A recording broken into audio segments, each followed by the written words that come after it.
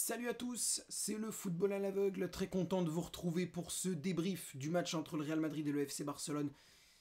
4-0 pour les Barcelonais, oui, 4-0, doublé de Lewandowski, 54e, 56e, but de Lamine Yamal, 77e et but de Rafinha. J'ai même plus la minute de jeu, non, je l'ai plus. 84, ah si, 84e. 84e pour le but de Rafinha. Victoire 4-0 des Barcelonais, un match qu'on a commenté ensemble, merci à tous ceux qui étaient sur le live. Mais c'est une humiliation, comme je l'ai dit dans le titre, c'est une humiliation pour le Real Madrid et va falloir commencer à parler de certaines choses, va falloir commencer à parler de certaines personnes, notamment de Carlo Ancelotti, notamment de Mbappé et Vinicius, surtout de Mbappé, mais bref. On va commencer par parler un peu collectivement. La première mi-temps, elle est assez équilibrée, les deux équipes sont dangereuses, mais plus le Real Madrid quand même, même si ils sont tous hors jeu. Mais au moins ils sont dangereux, ils sont là, mais ils sont tous hors jeu, donc ça finit par ne rien donner au niveau des statistiques non plus. À la mi-temps, t'avais qu'un seul tir, alors qu'en vérité, t'en avais au moins 5, 6, 7, mais vu qu'ils étaient tous hors jeu, il n'y en a eu qu'un de comptabilisé, qui n'était pas cadré en plus de ça. Et du côté barcelonais, t'avais peut-être moins de dangerosité, mais tu sentais quand même que le Barça pouvait créer du danger à tout moment, pouvait être cette équipe percutante et tout, pouvait vraiment créer de la confusion dans la défense madrilène. Mais pour la première mi-temps, voilà, 0-0, on en reste à, voilà, ça bouge pas. C'est assez équilibré, les deux équipes se rendent coup pour coup, ça va d'un but à l'autre. C'est un beau match, franchement, c'est une bonne première mi-temps. Deuxième mi-temps, t'as à la mi-temps le changement à l'entrée de Jong à la place de Fermin Lopez qui sort. Et à partir de là, tout s'écroule. Est-ce que c'est uniquement parce que Pedri González est remonté plus haut et que De Jong a remplacé Lopez? Pas uniquement, je pense que ça a dû aider, mais pas uniquement. Mais aussi parce qu'il va falloir commencer à parler de ça. Les hors-jeux, tout le temps. Ce n'est pas normal que Kylian, surtout Kylian Mbappé, hein, Vinicius aussi, mais surtout Mbappé, il n'a pas arrêté, il a même eu 2 buts hors-jeu. Doublé refusé pour hors-jeu, parce qu'il n'arrêtait pas de l'être. Tout le temps, c'était lui qui était hors jeu quand il frappait. Parce que oui, il a tenté, on l'a beaucoup trouvé dans la profondeur, il a pu faire quelques courses. Mais si c'est pour au final se retrouver tout le temps hors jeu, ça ne sert à rien de les faire. Et Vinicius, c'est pareil. Vinicius, des fois, il a quelques mauvais choix. Il y avait des ballons, des appels de Bellingham, de Mbappé où il aurait pu donner la balle. Des fois, il le fait, des fois, il a voulu tenter tout seul. On peut pas lui reprocher de des fois tenter tout seul, mais bon voilà. Mais moi, le pire pour moi, c'est Mbappé. Mais le pire du pire pour moi, c'est Carlo Ancelotti. Pourquoi il n'y a pas de changement? Autant que tu ne puisses pas sortir Lucas Vazquez, parce que c'est le remplaçant de Dani Carvajal qui est blessé, et qu'à part lui, t'as personne. Je veux bien. Vazquez ne sort pas, ok. Bon, je me serais quand même demandé qu'est-ce qu'il aurait fait si Vazquez s'était blessé. Mais bon, il s'est pas blessé, tu peux pas sortir, ok d'accord. Mais Fran Garcia, il peut rentrer à la place de Ferland Mendy. Ferland Mendy ne fait pas un super match, Ferland Mendy ne fait pas le pire match de son histoire, mais il fait pas un très bon match, parce que Lamine Yamal en face, le saccage, et parce qu'il est fautif sur le premier but de Lewandowski, parce qu'il laisse en jeu Lewandowski, il le met même pas hors jeu, il le couvre lui-même. Et Mendy doit sortir plus tôt, il sort à la 86e, et si encore il y avait que ça, mais en attaque, quand tu vois que Vinicius, déjà ton 4-4-2 il marche pas. Déjà ton 4-4-2 il marche pas. Au début je croyais sur Flash Score que c'était Valverde sur le côté droit et Bellingham à gauche. Finalement non, c'était Bellingham à droite et Camavinga à gauche, avec Valverde et Chouameni en milieu de terrain. Mais pour autant, ton 4-4-2, que ce soit Camavinga ou Bellingham à gauche, j'en sais rien à droite, ça ne marche pas. Parce que devant Vinicius et Mbappé, pour moi, ils ont besoin d'être sur... Vinicius a besoin d'être vraiment ailier gauche. Mbappé avançant, je suis toujours pas convaincu, mais bon, voilà, je vais rien dire. Et à droite, me fais pas croire que t'as personne, déjà parce que t'as Brahim Diaz qui est revenu de blessure. Bon, ok, tu veux pas le remettre parce qu'il revient de blessure, très bien. Mais t'as Arda Güler à ce moment-là. T'as Arda Güler qui peut jouer sur le côté droit. Arda Güler, ça va, c'est pas une pipe non plus, il peut jouer comme titulaire face au Barça. Quand t'as pas Rodrigo, tu peux quand même le mettre titulaire à droite. C'est pas une tare non plus.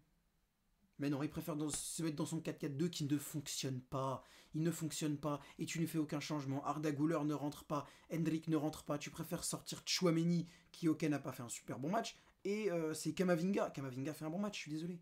Eduardo Camavinga fait pour moi à peu près un bon match. Eduardo Camavinga pour moi fait à peu près un bon match. Mais tu le sors remplacé par Brahim Diaz. Très bien, si tu veux. En plus, il sort vers la 80e. Voilà, tu lui as laissé quand même beaucoup de temps de jeu. Ça va. Mais pourquoi Hendrik ou Arda Güler ils rentrent pas plus tôt quand tu vois tout le nombre de hors-jeu stratosphériques que Mbappé et Vinicius se partagent à deux? Pourquoi t'as pas de changement offensif? Je ne comprends pas. Et du côté du Barça, bah, que dire de plus? Il y a un trio d'attaque exceptionnel. Yamal, Lewandowski, Rafinha. Pour moi, c'est un trio d'attaque de feu. Le milieu de terrain, c'est pareil. Pedri González, bon match. Casado, il y en a qui ont trouvé un très bon match de Casado, enfin avant sa sortie à la mi-temps. Avant sa sortie remplacée par Gavi. Non, c'est pas Gavi, je crois. Attends. Si, c'est Gavi qui le remplace, on est d'accord, je suis pas fou. Enfin bref, la sortie de Casado. Je sais pas, j'ai un petit peu de mal avec l'entrée de Casado, enfin avec le match de Casado cette fois. J'ai trouvé un petit peu moins dangereux que contre le Bayern. Il a fait pas un mauvais match, mais je trouve qu'il y a un petit peu d'imprécision technique parfois. C'était pas toujours juste pour Marc Casado. Après voilà, il y a eu des pires matchs de sa part, il y a eu des largement meilleurs, mais voilà, j'ai pas trouvé un si bon match que ça de Casado, mais c'était pas horrible non plus, donc franchement ça va. Et défensivement, bah Koundé il fait le taf. Pourquoi? Parce que déjà le côté droit de Madrid, je suis désolé, il n'y a rien eu. À droite pour Madrid, il n'y a rien eu. Ah, à gauche. Ouais, non, c'est plutôt. Ouais, pardon. À gauche, Baldé, défensivement, n'a rien eu à faire. C'est offensivement que je l'ai vu, mais défensivement, il n'a rien eu à faire. Parce qu'il se faisait saccager par Vinicius. Ça, c'est le seul point. Ça, c'est le seul point. Vinicius. Non, Baldé, il le protégeait le côté droit. Pardon, je suis fou. Baldé, il protégeait le côté droit. Baldé n'a rien eu à faire. Défensivement, Baldé n'a rien eu à faire, je suis désolé. Par contre, Koundé s'est fait un petit peu dégager par Vinicius. Vinicius a quand même bien battu Koundé sur certains duels. Koundé a déjà réussi à l'avoir sur d'autres, mais dans l'ensemble, c'est quand même, j'ai l'impression en tout cas, voilà, que Vinicius a quand même plus battu Koundé que l'inverse. Mais par contre, Alejandro Baldé sur son côté gauche, face au couloir droit madrilène, lui, il a rien eu à faire défensivement. Hein. Baldé, je ne l'ai vu que offensivement, que en phase offensive. Baldé, défensivement, n'avait rien à faire. Complètement rien à faire. Défense centrale, Martinez-Koubarsi, bon match, franchement. Inigo Martinez peut-être un petit peu compliqué, mais Koubarsi, bon match. Bonne intervention. Mais non, le Real Madrid, ça ne va pas. Et le Barça, ouais, le Barça, c'est semaine de malade. Hein. 4-1 face au Bayern, 4-0 face au Real. Alors là, top équipe. L'une des meilleures équipes du monde en ce moment, si ce n'est la meilleure. Peut-être, je pense que le FC Barcelone, on peut dire que le FC Barcelone est la meilleure équipe du monde. Quand tu tabasses le Bayern 4-1, puis que tu tabasses le Real 4-0 sans aucune pression, je pense qu'on peut dire que t'es la meilleure équipe du monde. Hein. Je sais pas si vous êtes d'accord, les mecs, mais il y a un moment, bon. Même les supporters madrilènes, va falloir commencer à le reconnaître. Déjà, va falloir commencer à reconnaître qu'Ancelotti, c'est plus ce que c'est. Ancelotti, il fait n'importe quoi. De là à dire que démission, peut-être pas non plus, mais il fait n'importe quoi. Mbappé et Vinicius, ça ne marche pas. Et ça y est, Rodrigo, il est pas là, t'as plus d'ailier droit. Bah si, t'en as. T'as Brahim Diaz qui peut jouer à droite, t'as Arda Güler qui peut jouer à droite. Hendrix, si tu veux, c'est un avant-centre, mais t'as de quoi faire. Je suis désolé, c'est pas parce que Rodrigo, il est pas là que t'as pas d'ailier. Je ne comprends pas les choix de ce mec. Le 4-4-2. Ça, non, 4-4-2, non, ça marche pas. 4-4-2, ça marche pas, je suis désolé. Parce que t'as pas de vrai piston.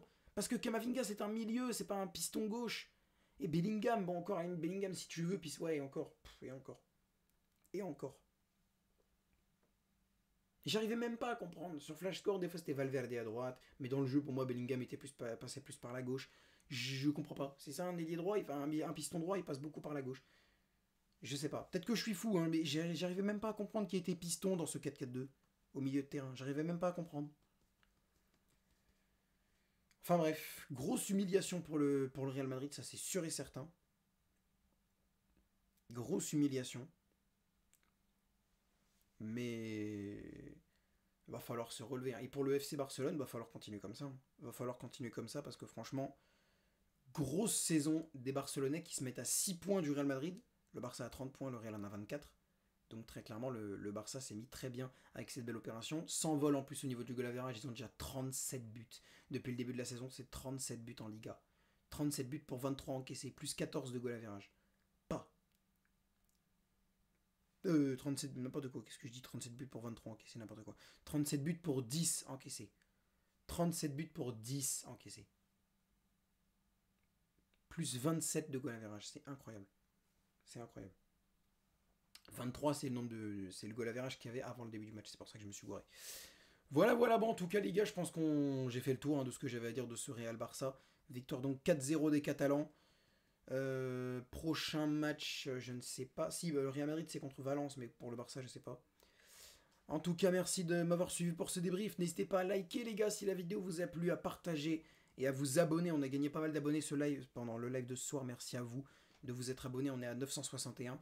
Et surtout, le plus important, n'hésitez pas à commenter. Je le dis à chaque fois, mais n'hésitez pas à commenter pour me donner votre avis sur la rencontre. Parce que si je fais le débrief, c'est aussi pour me donner mon avis, mais aussi pour avoir le vôtre. Donc n'hésitez pas à me dire, est-ce que j'ai un petit peu été trop dur avec Ancelotti, avec Mbappé, avec Vini, peut-être que Casado, j'ai été un peu trop dur avec lui aussi. Dites-moi les gars, dites-moi votre avis dans les commentaires sur ce Classico d'Espagne. On se retrouve demain pour le Classico de France avec OM PSG à partir de 20h en live les gars. Et à la suite, il y aura le débrief. Sur ce, c'était le football à l'aveugle. Salut à tous!